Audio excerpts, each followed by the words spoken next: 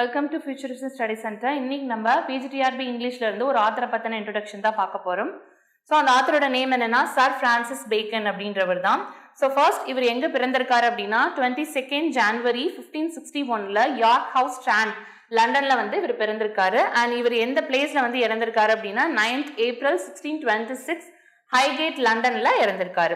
And இவரோட education இவர் எங்க படிச்சிருக்காரு அப்படின்னு வந்து பாத்தீங்கன்னா ட்ரினிட்டி காலேஜ் கேம்பிரிட்ஜ்ல வந்து படிச்சிருக்காரு. அண்ட் இவர் எந்த பீரியடை சேர்ந்த ரைட்டர் அப்படின்னா ரெனேசன்ஸ். அது மட்டும் இல்லாம இவர் குவீன் எலிசபெத் கீழையும் அதே மாதிரியே ஜேம்ஸ் I அப்படின்ற ஒரு கிரேட் கிங் கிட்டையும் வந்து பாத்தீங்கன்னா இவர் ஒர்க் பண்ணியிருப்பாரு. அண்ட் இவர் வந்து பாத்தீங்கன்னா ஒரு famous lawyer, statesman, philosopher and master of English tongue அப்படின்னே சொல்லலாம். ஸோ இங்கிலீஷ் லாங்குவேஜ்ல நிறைய விஷயங்களை இவர் வந்து இன்ட்ரடியூஸ் பண்ணியிருப்பாரு. அண்ட் நெக்ஸ்ட் இவரோட பேரண்ட்ஸ் வந்து பாத்தீங்கன்னா நிக்கோலஸ் பேக்கன். இவருமே வந்து பாத்தீங்கன்னா ஒரு லார்ட் கீப்பர் தான். அண்ட் இவங்களோட மதர் வந்து பாத்தீங்கன்னா லேடி ஆன் குக் அப்படின்ற ஒரு person.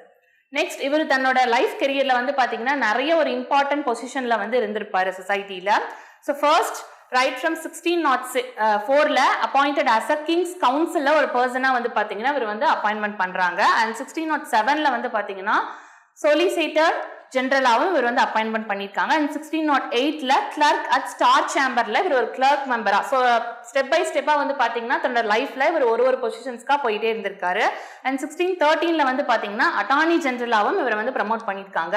And 1616 made a member of the privy council. So கிங்கோடைய பிரைவி கவுன்சில்ல ஒன் ஆஃப் த மெம்பராகவும் இவர் வந்து அப்பாயின்மெண்ட் பண்ணியிருக்காங்க. And 1617 lord keeper of the royal seal. So royal சீலோட ஒரு லார்ட் கீப்பராகவும் இவர் வந்து அப்பாயின்மெண்ட் பண்ணியிருக்காங்க. அண்ட் 1618 வந்து பாத்தீங்க அப்படின்னா lord chancellor of England under king James I. So king James I அப்படின்ற ஒரு கிரேட் கிங்கோட கோர்ட்டு கீழே இவர் வந்து பாத்தீங்கன்னா லார்ட் சான்சலரா அப்பாயின்மெண்ட் பண்ணியிருக்காங்க. அண்ட் 1618 to 21 லார்ட் வெருலம் அப்படின்ற ஒரு பொசிஷன்லயும் இவர் வந்து இருந்திருக்காரு. அது மட்டும் இல்லாம he was the first viscount of Saint Alban அப்படின்ற ஒரு பிளேஸோட ஃபர்ஸ்ட் விஸ்கவுண்டாவும் இருந்திருக்காரு. அண்ட் நெக்ஸ்ட் இவரை பத்தின ஒரு ஃபேமஸான விஷயங்களை நம்ம வந்து தெரிஞ்சுக்கணும். அது என்ன அப்படின்னா ஃபாதர் ஆஃப் எம்பரிசிசம். ஸோ எம்பரிசிசம் அப்படின்ற ஒரு சயின்டிபிக் அப்ரோச்சை இவர் வந்து பாத்தீங்கன்னா இன்ட்ரடியூஸ் பண்ணியிருக்காரு. அது மட்டும் இல்லாம இவர் வந்து நம்ம ஃபாதர் ஆஃப் இங்கிலீஷ் எஸ்ஏஸ் அப்படின்னு சொல்றோம். And next father of modern science. So இது எல்லாமே யாரை நம்ம சொல்றோம் அப்படின்னா பிரான்சிஸ் பேக்கன் அப்படின்ற கிரேட் ரைட்டர்னா நம்ம இப்படி ரெஃபர் பண்ணலாம். Next, in 1621, he was arrested and charged for bribery. So he was fined and sentenced into prison Tower of London. So இந்த மாதிரி நிறைய பொசிஷன்ல இவர் இருந்தப்போ இவர் மேல ஒரு சார்ஜ் பண்றாங்க. என்னன்னா பிரைப், அதாவது இவர் வந்து லஞ்சம் வாங்கிட்டாரு அப்படின்றது தான் அதுக்கான அக்யூசேஷன். ஸோ அந்த ரீசனுக்காக இவரை வந்து என்ன பண்றாங்கன்னா இவருக்கு வந்து ஃபைன் கட்ட சொல்லி ஒரு பர்டிகுலர் அமௌண்ட்டை வந்து சொல்றாங்க. அது மட்டும் இல்லாம பிரிசன் ஆஃப் லண்டன்ல வந்து பாத்தீங்கன்னா இவரை வந்து இம்ப்ரிசன் பண்ணி வச்சிடுறாங்க. நெக்ஸ்ட் இவர் எந்த ஃபீல்ட்ல வந்து ஃபேமஸா இருக்காரு இங்கிலீஷ்ல மட்டும் இல்லாம அப்படின்னா fame for his role in scientific revolution. So நிறைய விஷயங்களை வந்து சயின்டிபிக்கலா இவரோட ஒர்க்ஸ்லயுமே சரி நிறைய சயின்டிபிக்கல் அப்ரோச்சஸ் எல்லாத்தையுமே இவர் வந்து இன்ட்ரடியூஸ் பண்ணியிருக்காரு. So scientific revolution and also promoting scientific experimentations. ஒரு விஷயத்த சயின்டிபிக்கல் அப்ரோச்சை இவர் வந்து இன்ட்ரடியூஸ் பண்றாரு அப்படின்னா அதை வந்து எக்ஸ்பெரிமெண்டலாவும் இவர் வந்து செஞ்சு பார்த்திருக்காரு. as a way of glorifying God and fulfilling scripture அப்படின்னே சொல்லலாம். and he was a patron of libraries and developed a system for cataloging. so லைப்ரரியில இவர் வந்து patron of library ஏன் இவர் வந்து சொல்றோம் அப்படின்னா நிறைய புக்ஸ் வந்து ரெஃபர் பண்ணி அது எல்லாத்தையுமே இவர் வந்து நம்ம கொடுத்திருக்காரு. அதை எந்த வகையில வந்து கேட்டகரைஸ் பண்றாரு அப்படின்னா books under 3 categories such as history, poetry and philosophy.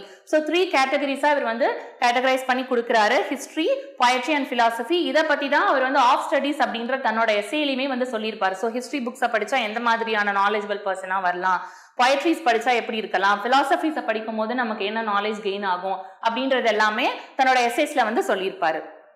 And next இவருடைய இந்த ஸ்கில் எல்லாத்தையுமே பார்த்துட்டு தான் டாக்டர் ஜான்சன், சாமுவேல் ஜான்சன் அப்படின்ற ஒரு கிரேட் ரைட்டர் வந்து என்ன சொல்லியிருக்காருன்னா a dictionary of the English language might be compiled from Bacon's work alone. So நம்மளுடைய பிரான்சிஸ் பேக்கனோட ஒர்க்ஸை மட்டுமே நம்மளால வச்சு ஒரு புதிய ஒரு இங்கிலீஷ் டிக்ஷனரியை நம்மளால வந்து கம்பைல் பண்ண முடியும் அப்படின்னு டாக்டர் ஜான்சன் வந்து சொல்லியிருக்காரு. ஸோ அப்போ நம்ம என்ன தெரிஞ்சுக்கணும் இதுல இருந்து அப்படின்னா அவரோட ஒர்க்ஸ்ல அந்த அளவுக்கு அவர் நிறைய விஷயங்களை வந்து சொல்லியிருக்காரு அப்படின்றது தான் அதுக்கான இம்பார்ட்டன்ட் ரீசன். அண்ட் நெக்ஸ்ட் இவர் வந்து பாத்தீங்கன்னா குயின் எலிசபெத்துக்கு ரொம்ப ஒரு க்ளோஸ் பர்சனாகவும் இருந்திருக்காரு. ஸோ அதனால குயின் எலிசபெத் நம்ம பிரான்சிஸ் பேக்கனை என்னன்னு சொல்லி கூப்பிடுவாங்கன்னா த யங் லார்ட் கீப்பர் அப்படின்னு தான் கூப்பிடுவாங்க. நெக்ஸ்ட் இவர் வந்து நம்ம first recipient of the queen's council designation conferred in 1597. So 1597 இவர் ஃபர்ஸ்ட் ரெசிபென்டாகவும் வந்து இருந்திருக்காரு குயின்ஸோட கவுன்சில்ல.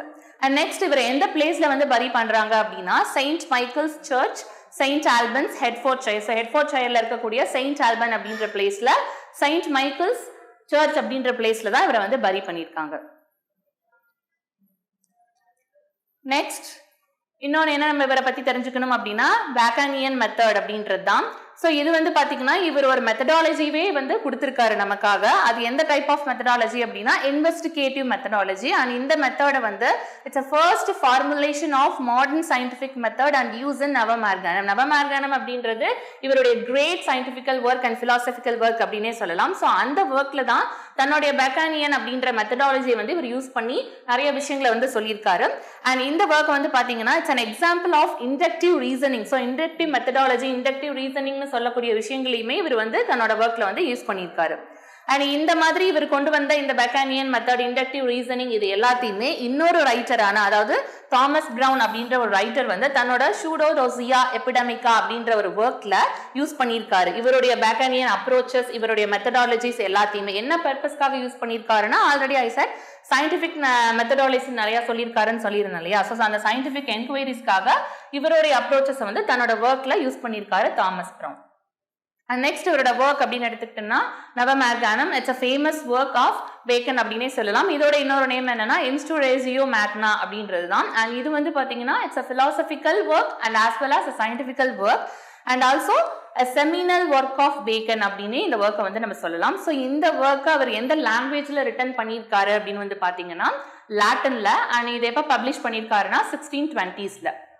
அண்ட் இந்த டைட்டில் நவமார்கானம் அப்படின்ற டைட்டிலே எதை ரெஃபர் பண்ணுது அப்படின்னா அரிஸ்டாட்டில் த கிரேட் ரைட்டர் இருக்கார் இல்லைங்களா. ஸோ அந்த ரைட்டருடைய ஆர்கானன் அப்படின்ற ஒரு ஒர்க், அந்த ஒர்க்ல இருந்து தான் இதுக்கான சோர்ஸை வந்து எடுத்திருக்காரு. இந்த ஆர்கானன் அப்படின்றது என்னன்னா it's a treatise on logic and syllogism. Syllogism அப்படின்றது என்னன்னா இட்ஸ் அ லாஜிக்கல் ஆர்குமெண்ட் மாதிரி. ஸோ இது எல்லாத்தையுமே யூஸ் பண்ணி தான் அவர் தன்னோட ஒர்க்ல இந்த டைட்டிலை வந்து சூஸ் பண்ணியிருக்காரு. And in 1630s and 1650s, so 1630sல இருந்து 50s வரைக்குமே இந்த ஒர்க் அதாவது நவமார்கானம் அப்படின்ற இந்த ஒர்க் வந்து பாத்தீங்கன்னா it's a great influence among the scholars. நிறைய ஸ்காலர்ஸ் வந்து இந்த ஒர்க்கை பேஸ் பண்ணி அவங்களுடைய சயின்டிபிக்கல் அப்ரோச்சஸ்க்கு எல்லாத்தையுமே வந்து ஒரு இன்ஃப்ளூயன்ஸா எடுத்திருக்காங்க அப்படின்னே சொல்லலாம். அண்ட் நெக்ஸ்ட் வந்து பாத்தீங்கன்னா A New Atlantis அப்படின்றது இதுவும் one of the famous work of Bacon அப்படின்னு சொல்லலாம். அண்ட் இது வந்து பாத்தீங்கன்னா என்ன ஜானர்ல அவர் எழுதியிருக்காருன்னா உட்டோபியன் அப்படின்னா subgenre of scientific. So இவரோட ஒர்க்ஸ்லேயே we can see as a scientifical approaches, scientifical methodologies எல்லாத்தையுமே வந்து இவர் யூஸ் பண்ணியிருக்காரு. And it's an incomplete utopian or dystopian novel அப்படின்னே சொல்லலாம். எது அப்படின்னா The New Atlantis அப்படின்றது. ஸோ ஆல்ரெடி நான் சொன்ன மாதிரி உட்டோபியன் அப்படின்றது சயின்ஸ்க்கான ஒரு சப் ஜானர். அண்ட் இது வந்து பாத்தீங்கன்னா எப்ப பப்ளிஷ் பண்றாருன்னா 1626ல. அண்ட் இந்த ஒர்க் எதை டிபிக்ட் பண்ணி இருக்கும் அப்படின்னா it's a creation of a utopian land. Utopian அப்படின்றது ஒரு எம்டி பிளேஸ் மாதிரி அதுல கிரியேட் பண்ணப்பட்ட where the generosities and enlightenment, dignity and splendor, pity, public spirits and common qualities of inhabitants of mythological பென்சலம். பென்சலம் அப்படின்றது என்ன it's a Hebrew word son of wholeness அப்படின்னு சொல்லலாம். So அதை பத்தினா ஒரு நிறைய விஷயங்களை வந்து இதை வந்து இவர் சொல்லியிருக்காரு. நெக்ஸ்ட் வந்து பாத்தீங்கன்னா இவரோட எஸ்ஏஸ். ஸோ இவரோட ஒர்க்ஸ் வந்து பாத்தீங்கன்னா நிறைய எஸ்ஏஸ் எழுதியிருக்காரு. அந்த எஸ்ஏ கலெக்ஷன்ஸ் எல்லாத்தையுமே சேர்த்து எஸ்ஏஸ் அப்படின்ற டைட்டிலே நமக்கு கலெக்ஷனா வந்து பப்ளிஷ் பண்ணியிருக்காரு. அண்ட் இந்த கலெக்ஷன் ஆஃப் எப்ப பப்ளிஷ் பண்ணியிருக்காரு அப்படின்னா 3 கேட்டகரிஸா நம்ம வந்து டிவைட் பண்ணி நமக்கு கொடுத்திருக்காரு. ஸோ 1597ல பப்ளிஷ் பண்ணியிருக்காரு ஒரு 10 எஸ்ஏஸ். அண்ட் 1612ல வந்து பாத்தீங்கன்னா 38 எஸ்ஏஸ் பப்ளிஷ் பண்ணியிருக்காரு. 1625ல 58 எஸ்ஏஸ் வந்து பப்ளிஷ் பண்ணியிருக்காரு. ஸோ டோட்டலா வந்து பாத்தீங்கன்னா 106 எஸ்ஏஸ் வந்து எஸ்ஏஸ் அப்படின்ற டைட்டில் இவர் வந்து பப்ளிஷ் பண்ணியிருக்காரு. நெக்ஸ்ட் ஸோ ஒரு ரைட்டருக்குமே ஒரு ரைட்டிங் ஸ்டைல் இருக்கும் அப்படின்றது நமக்கு எல்லாருமே தெரியும். ஸோ அந்த வகையில பிரான்சிஸ் பேகனுக்கு இருக்கக்கூடிய ரைட்டிங் ஸ்டைல் என்ன அப்படின்னா அஃபோரிஸ்டிக் ஸ்டைல் அப்படின்றது தான். அப்படின்னா என்னன்னா it's a compact and epigrammatic condensed style of writing. சென்டென்ஸை வந்து பாத்தீங்கன்னா எக்ஸ்பேண்ட் இன்டு பேராகிராஃப், சென்டென்ஸே பேராகிராஃபா எக்ஸ்பேண்ட் பண்ணி அதுல நிறைய மீனிங்கை கம்ப்ரஸ் பண்ணி ஒன்னா சேர்த்து கொடுக்கறது தான் அஃபோரிஸ்டிக் ஸ்டைல் அப்படின்றது. டிஎன்பிஎஸ்சி, டெட் நியமன தேர்வு, PC, SI, TRB, agri, forest, railway போன்ற அனைத்து போட்டித் தேர்வுகளுக்கும் நேரடி மற்றும் ஆன்லைன் வகுப்புகள் ஆரம்பம். அனைத்து போட்டித் தேர்வுகளுக்கும் ஸ்டடி மெட்டீரியல் கிடைக்கும். நேரடி மற்றும் போஸ்டல் டெஸ்ட் பேட்ச் வசதியும் உண்டு. தொடர்புக்கு future vision study centre, Salem. Contact 9042030163. Future Vision Study Center. SKS Hospital Road, opposite to Hotel Lakshmi Prakash, near New Bus Stand, Salem. Cell 90420 30163.